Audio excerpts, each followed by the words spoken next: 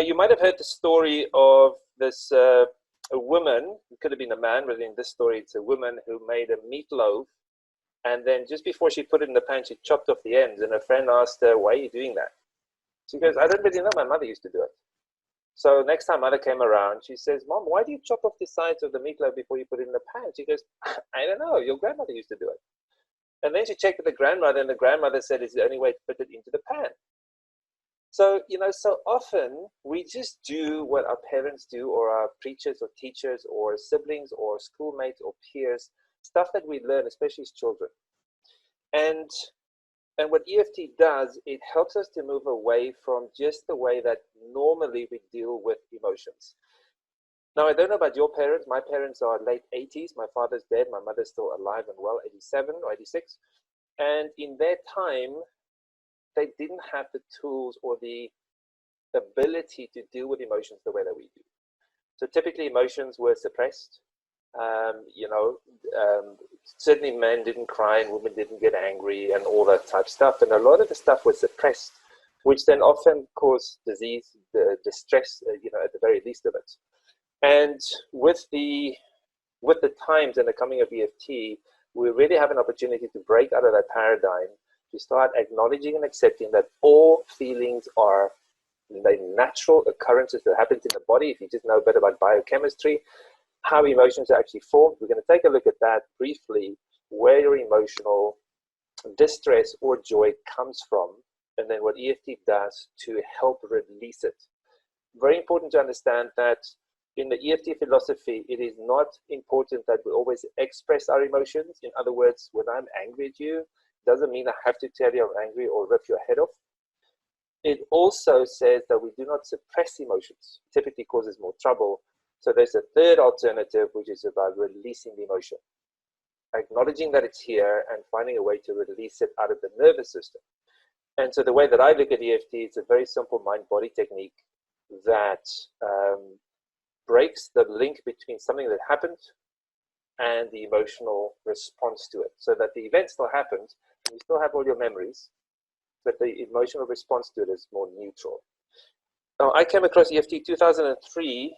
I worked in Edinburgh, and I used to fly down to London on weekends, and I had started seeing somebody who lived in Cape Town, and there was a good chance he was going to move to London, and we were going to be in a relationship. And then one Saturday morning in this beautiful flat in London, I checked my emails, and there was a 2-line email from him saying, met someone else, not coming. That's it. So I was, needless to say, I was very upset by it. Couldn't stop crying. My whole world had collapsed. I put so much hope into this relationship that it would be.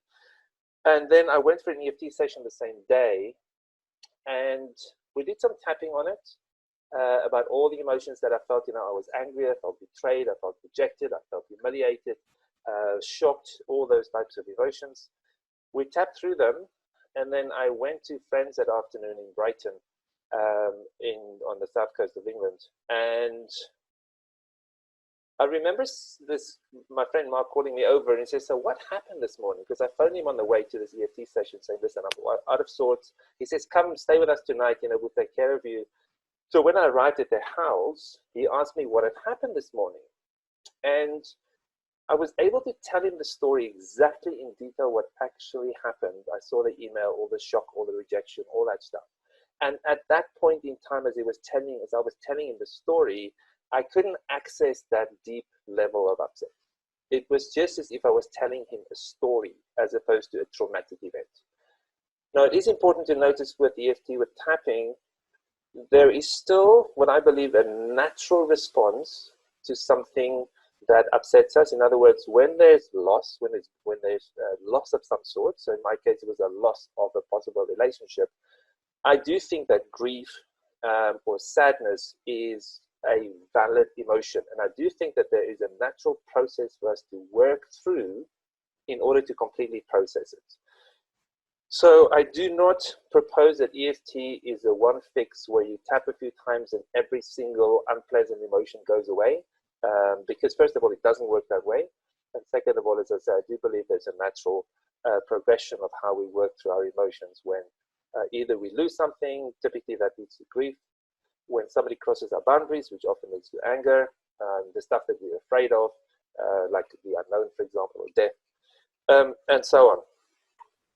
So here is the premise of EFT. Typically, we might think, or people might think, that something happens here on the left, some sort of stimulus, which could be a thought, a memory, an observation, an event, or the absence of such. For example, I thought you're going to call me on my birthday, and you didn't. That's also a stimulus. I might have a thought of my ex-partner, or a memory, or I might have a thought, oh, I'm doing this presentation tomorrow. An observation, I might see something happening, or hear something happening, or feel something happening, or just a simple event. Now, I think the way that a lot of people think about this is the stimulus happens here on the left, and that is the cause for my emotional response on the right. Because the stimulus had happened, I feel happy, sad, angry, scared, ashamed, and guilty. It's just the problem with this is that that leaves us powerless, because that suggests that whenever a stimulus happens, we have an emotional response and there's nothing we can do about it. It also leads typically to blaming people. So I'm saying I'm angry because you said that, or it's your fault that I feel ashamed and guilty because you did this or you didn't do that. So it's, for me, the way I look at it, very disempowering, as opposed to helping us take responsibility for our level of emotion. So here's how I see what actually happens. After the stimulus, there's what I call a story. We start telling ourselves some sort of story. In other words for the story is interpretation, assumptions, judgment, evaluation, or the meaning that we give the particular event. In other words, I was thinking you would call me for my birthday and you didn't. My judgment or my opinion, that's another word we can have for story, is that you do not care about me. Now, important with the story, it doesn't mean that we are right or wrong. You know, we could be right about our judgment or assumptions or interpretations. It's not necessarily that we're wrong. The key here again is just that it leads us to have a particular emotional response. So if we are able not necessarily only to change the story, but to diffuse the story, then we have a better chance of having a neutral, or even an accepting is maybe a better word than neutral. An emotional response of acceptance and ultimately, hopefully, peace. So here's what Gary Craig called the zzz, and he called it a disruption in the body's energy system. In other words, I have a thought of my last relationship that didn't work out. I give it meaning. It means that I will never, nobody would ever want to be in a relationship with me ever again, and there's something wrong with me. That's why it went wrong. With a story like that, of course, there's going to be disruption in the body's energy system. It's like a zzz, and I feel ashamed because I am so flawed that that person left me, and I'll never find anybody that can love me the way that I am. So EFT works here on the zzz level. Again, important to just emphasize, everything that's happened would still have happened. The relationship is still over. We're not going to be able to change that, or maybe we will, but that's not the purpose of EFT. We are only working with the emotional response to what actually happens. There's no judgment necessarily what happens. Might be wrong or right, good or bad. It just means if you want to feel better about it, then tapping might very well help you with that. If you want to be right about something, if you want to be right about your assumption, or a particular view about COVID, or a politician, if I want to be right about that, then let me be right about it, just knowing that typically that leads to non-happy feelings, indignation or righteousness or anger, even though they initially feel good, they don't really feel good in the long run, in the long term. So that's the bit that EFT will address, is the zzz. 3 very simple parts. The first part is to identify the specific issue and to rate it out of 10. And there's some examples. It's not just a headache, it's a dull headache, and it's 8 out of 10. I'm so angry at so-and-so, 10 out of 10. I'm scared of heights, 100 out of 10. And I'm sad, 7 out of 10, because something particular happened. This is the most important part. For EFT to work well, you have to start well. And that means you have to, as best you can, specifically identify the issue. So we want to be as specific as we can with the issue. And very important that you rate it. You can rate it as you wish, low, medium, high. You can rate it out of 10. You can rate it in any way that you can or that you want to. It is, however, crucial that you do that because the mind isn't always reliable. We know this from lots of research and our own experience. We sometimes think something is the way it is and we find out it isn't. And it's also important you write this down. When you shift out of it, like for example, that relationship in 2003 that didn't happen, I am unable to get back into a place of feeling humiliated or embarrassed or shocked or all that stuff. I can't access it. So right now I can tell you about it, but there's no emotional intensity. So it's important that you rate yourself while you feel the emotion during the tapping, because it'll show you that it's either working or it's not working. And if it's not working, there's certain things you can do to tweak it, or to tell you when it's reduced enough for you to actually get on with life in that particular moment. You might not always have the luxury of being able to tap for half an hour. You might just be on your way to a meeting and be really anxious. So rate it quickly, do some tapping and rate it again so you can actually track the proof is such that it is reducing the issues. The second step is a statement of acceptance. So you will say, even though, these words I suggest you use exactly as they are, even though, and then you state the problem. I have this dull headache, I'm angry at so-and-so, I'm scared of heights, I'm sad because XYZ happened. And then you suffix that with one of these phrases or something similar. I accept myself anyway, I'm still okay anyway, I'm a good person anyway, I'm going to get through this anyway, I love myself anyway. Anything like that that is affirming about you as a being and as a human. So what we want to say is, even though you have this issue and you do, you're still going to do what you can to bring a level of self-acceptance into the picture. You might have heard the saying, it's so glibly used, what you resist persists. And so the antidote to that then, if that is actually true, is then what you can accept or what you do accept can transform. So what we want to do, we want to say, I have this upset, I'm really angry, I'm really upset, I'm really sad, and I'm still a good person, even though I'm angry at somebody else who's sad because something happened. So first step, identify the specific issue and rate it. Second step is, typically in the beginning, I suggest you write this. Write down the even though, list the problem, and then find an acceptance statement that works for your belief system. For some people, it is unthinkable to say that they accept themselves, so then they need to find something that they actually can say.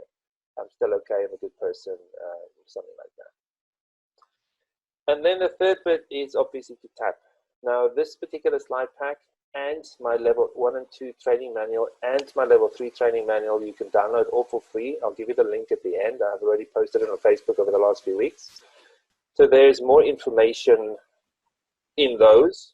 So this really is, again, is just the very basic. Only 2 steps when you tap.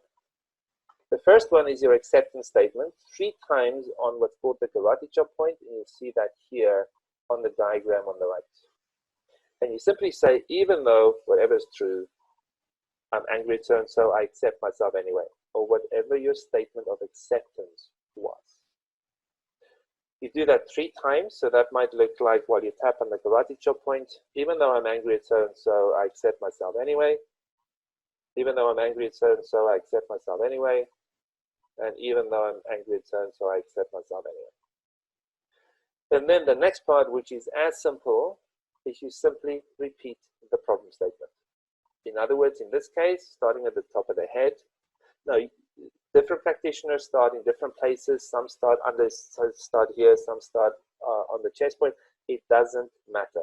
Just start tapping. For me, I like starting at the top, all the way to the bottom, and then it's done. Some people leave the top of the head until last. I'm angry at so-and-so on the top of the head. Then the top of the eyebrows, which is exactly where it says, I'm angry at so-and-so. Also, I prefer and I suggest you tap on both sides of the body, then you got a better chance of actually releasing. If you have one hand that you're doing something else with, of course, just tap with one hand, or when you can, use both. There are some exceptions. I will show you when we get to those. But top of the head, you can tap with both. Top of the eyebrows, I'm angry at so-and-so. Side of the eyes, I'm angry at so-and-so. Under the eyes, I'm angry at so-and-so. Under the nose, you want to tap with one set of fingers because the meridian actually runs there. And if you tap to the sides, you'll miss it. Under the It says the chin point is actually just a bit above the chin point. It's under the bottom lip. I'm angry at so-and-so. Then the chest point, which is exactly where it says, I'm angry at so-and-so. You'll see they have the rib points there, which I do suggest you use. Many practitioners miss them. So just where it says under the ribs, I'm angry at so-and-so. And then under the arms, I'm angry at so-and-so. Now, even though I'm not aware of being angry at anybody this morning, what often happens with tapping is deep sighs happen. And we take those signs of sighing, farting, burping, yawning, itching, sweating, laughing, all the signs of release, which typically shows us that something is shifting, something is moving. And then you simply repeat until you feel better. Now, again, I want to just remind you, this is the very basic steps of EFT. I'll add one more thing, and then we're going to actually start some tapping. When one particular emotion changes or shifts or releases, let's say I'm angry at so-and-so, and I tap through the anger, I'm angry at so-and-so, I'm angry at so-and-so, I'm angry at so-and-so. Deep breath in and out. Check the number. Oh, it's come down from a 9 to a 5. You just simply do some more tapping. Even though I'm still angry at so-and-so, I accept myself anyway 3 times. And then tapping on the emotion. I'm still angry at so-and-so, I'm still angry at so-and-so. What often happens when one emotion releases, another one pops up. It's almost like when you go to these restaurants with a hot plate stack. When you take up one, the rest pops up. So from anger, we often go to grief, often go to sadness. And I think those responses are conditioned. Again, take you back to where we started. Certainly not too long ago, it really wasn't okay for men to be sad. You know, men just had to be tough and just kind of deal with it. So we have learned that it's easier. It's okay for men, or maybe less now than it was, but it's okay for men to be angry or even be aggressive, because that's just, you know, that's what boys do. Similar for women, because it was frowned upon for women to be angry, typically their default learned behavior is to feel sad instead. Again, important, it's not like I'm saying they're making this up. I'm talking about a learned response that happens in a nanosecond. So as they tap through the sadness that their friend betrayed them and they reduce the feeling of sadness, very likely some anger will come up, and then they'll just start the process again. Even though I now feel angry because so-and-so betrayed me, I accept myself anyway 3 times, and then the new emotion, sad because so-and-so betrayed me, sad because so-and-so betrayed me. So right now what I suggest you do is pick something that you feel I call them unpleasant emotions. Sometimes they are called negative emotions. I prefer to avoid that term because it makes it bad. And for me, shame and guilt and anger and fear are natural responses. And I think they have a place. Where it becomes problematic, as we said before, is when we find it difficult to release them. But the emotion itself coming up, I think, is perfectly natural. So write down something that is, I use the word upset to encapsulate any of those feelings. And of course, there's variations of those words: irritation, frustration, disappointment, and all those. Could be about your favorite politician, or the COVID, or a family member, a friend, your financial situation. It could be anything. Write it down as specifically as you can and give it a rating between 0 and 10. We're going to keep it very, very simple. I'm just going to say, even though this, and then in your mind you substitute this for angry about this, or terror about that, or whatever the case might be. So I suggest you say it out loud, and just because it tends to work better. Even though this,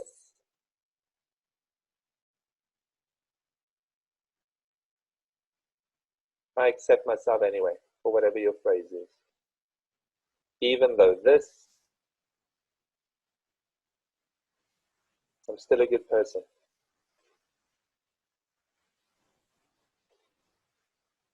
And the third time, even though this, I accept myself anyway. And sometimes the phrase "as best I can" helps. Then tapping on the top of the head, repeat your particular statement. I'm just going to say this.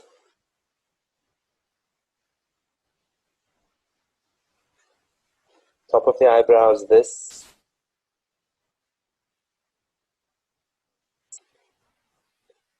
Side of the eyes, this. Under the eyes, this.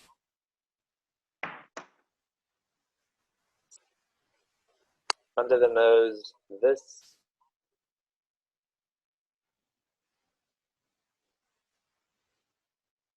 Just above the chin point, this.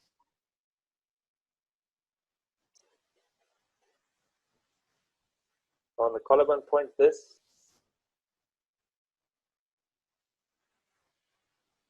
Under the ribs, just below the breast, top of the rib cage, this. And under the arms, this. Deep, gentle breath in and let it out with a sound or a sigh. Then as best you can, read that statement again, the problem or the issue, and see how upset about it you can be. Not how good you can feel about it. See how upset about it you can still be. And write down a number. Could have gone up, stayed the same, or come down. So let's do some more tapping. So you've got either the same or a revised statement this time. And then I'm just going to say this, and you're going to fill in the blank. And again, I suggest that you say this out loud unless you're in a place where people will think you're mad. Even though this.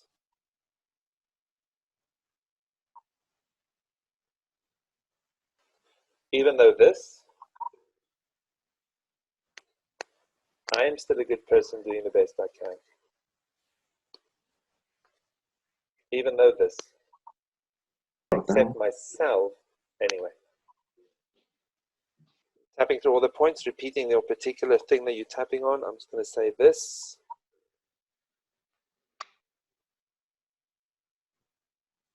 Top of the eyebrows, this.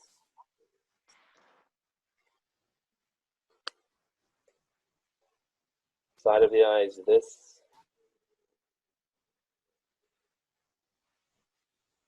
Under the eyes, this. Under the nose, this. Chin point, this.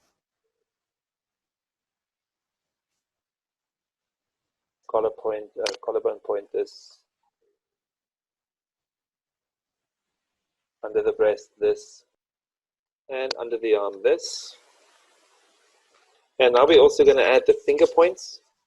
The finger points, the easiest way to do them is to simply squeeze it quite firmly next to the nail. So not top bottom, but side to side, firm, and say this, whatever the problem is, this, this, and little finger this. And we're also going to introduce what's called the gamut point. The little groove that runs between your little finger and the ring finger. It's like a groove. Very gently tap it. You can even massage it very gently. And think of this particular issue that you're tapping on at the moment. And see how bad you can make it. How angry, how terrified, how ashamed can you feel in this moment. Give it your best shot.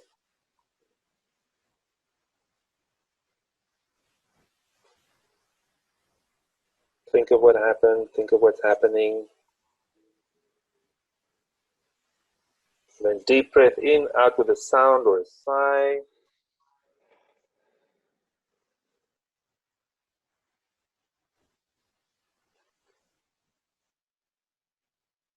Check in with that particular issue. See how bad you can make it. Or how unpleasant you can make it.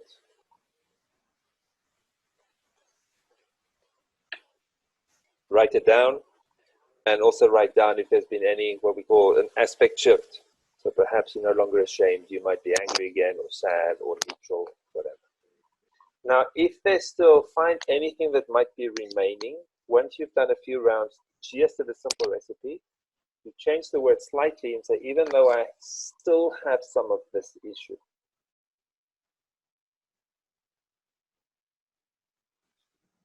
I accept myself anyway, or whatever your phrase is.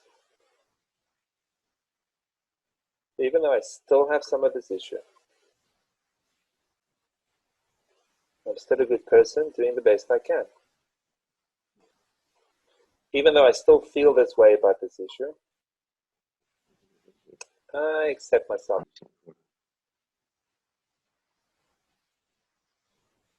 And let me tap through all the points. This remaining issue,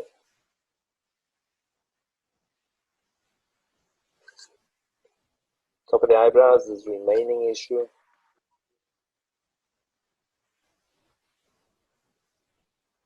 Side of the eyes, all this remaining issue. Under the eyes, this remaining issue.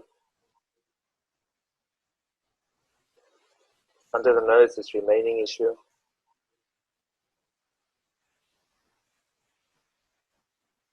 Chin point, this remaining issue. Collarbone point, this remaining issue. Under the breast, top of the rib cage, this remaining issue. Under the arm, this remaining issue. Finger points. By the way, you can do the finger points in any sequence, any hand, any side, tapping, doesn't matter. This remaining issue.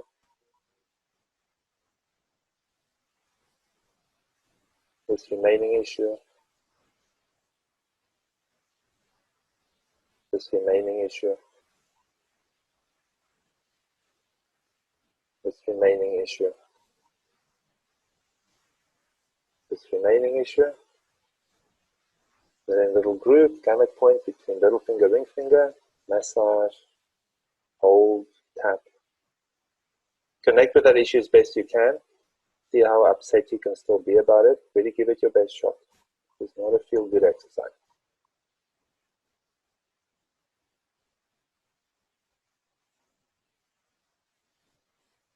And then deep breath in the nose, out the mouth. See if the body wants to stretch in any way or move.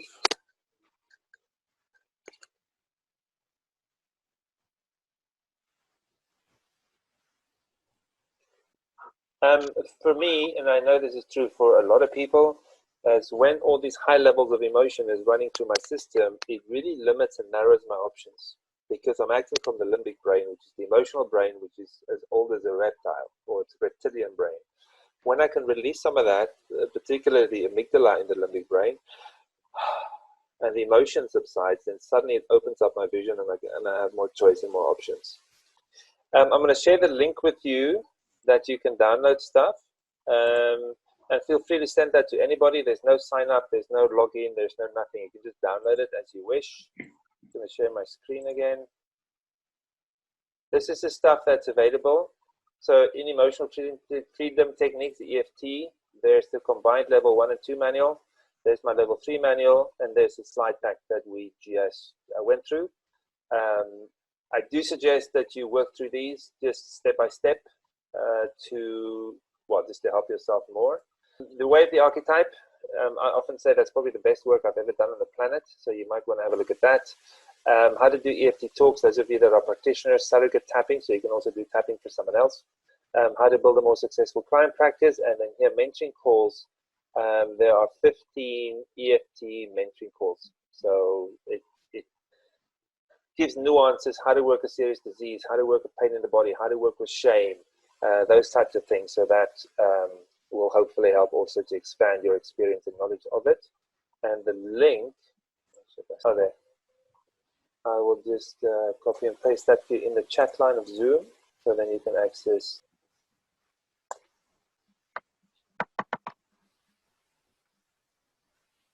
And then also, those of you that are interested, if you go to deepliving.com/research, there are a number of videos here. There are about, I think, 40 last count, scientific studies into EFT. And then also what I suggest you do is look up the work of Dr. Peter Stapleton. So here's all the research stuff, the videos, and all these clinical trials and whatnot, Harvard study, and so on. And then also, if you want to know more, Dr. Peter Stapleton in Australia has done phenomenal work. She's an amazing woman. She's proved that EFT helps with weight loss in terms of reducing cravings. She has worked on stress-free or reducing stress for teenagers at school.